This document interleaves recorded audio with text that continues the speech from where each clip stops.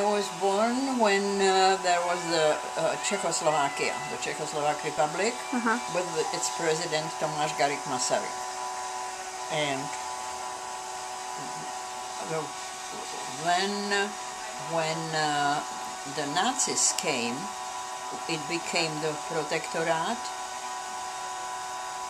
You know, the protectorate? The protectorate. What does that mean? That means... who became the protectorate? The Czech government went into exile to London, in England. It was the second president, President Beneš. And we had some other Czech presidents, but we were overseen by the Nazis. And then came that horrible affair in 1942 when the Nazis destroyed totally a little town of Lidice as a warning that the Czechs can't... don't fight us, we'll fuck you up. So that was a horrible thing. It was in 42. And then there were 3 more years. The war ended in 1945. And I was then finishing my education and wanted to travel. Because I wanted and to you were travel, studying... languages and business. Okay. And I met, I worked for an export-import company, and they invited some businessmen from Sweden and Denmark. And because I knew German and English, I was the interpreter, so that, you know, and showed them around Prague. And the Swedish businessmen offered me a position in Stockholm for 1 year. So I jumped at it and I left and spent the year there, and then I liked it, they liked me, and I had it extended. But then in 1948 came the communist putsch, and it was a question, you know, I was supposed to return. Is that like the Iron Curtain? Is that Not yet, not yet. Oh, no. okay. And I decided not to return and asked for the asylum in Sweden.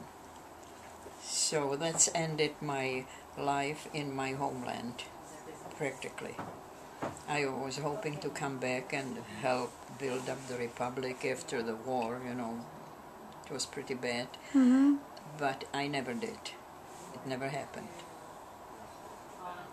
So I lived in Sweden for 5 years and met my first husband there, got married, but he was very uncomfortable in Europe. He felt that the communists will be after us and they'll catch up with us. And because you had not gone back when you were supposed to? Thought that they would be after you? Because he was a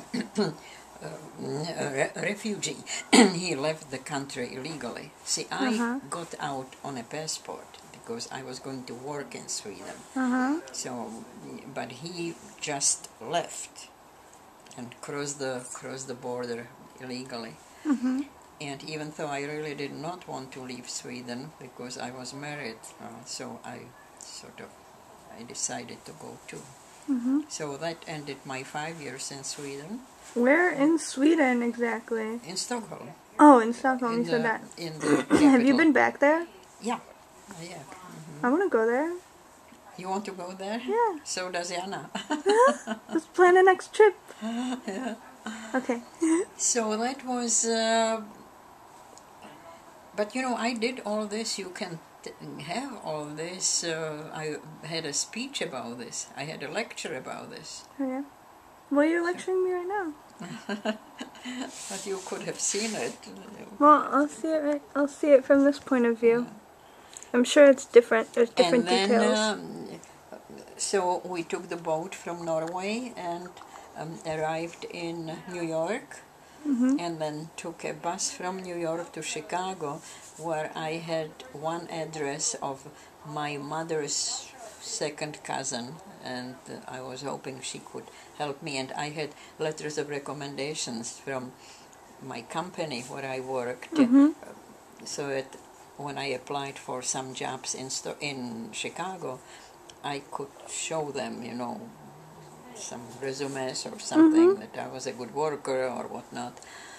And I got a job at International Harvester, which was a big company in Chicago at that time. And that started my life in America. And that's it. Cool.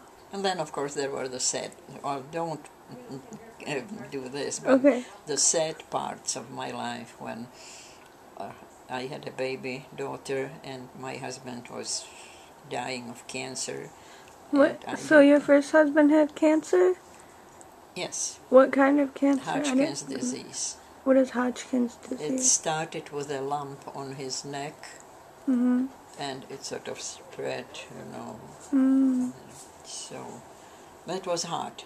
That was because I didn't have much money, and I had to work, and I had a 2-year-old baby, and no family, nobody to help me with. So those were sort of rough years. I bet. And then my husband died, and I was there with Jana. We managed somehow. Okay. Well, I thought of batteries anyway.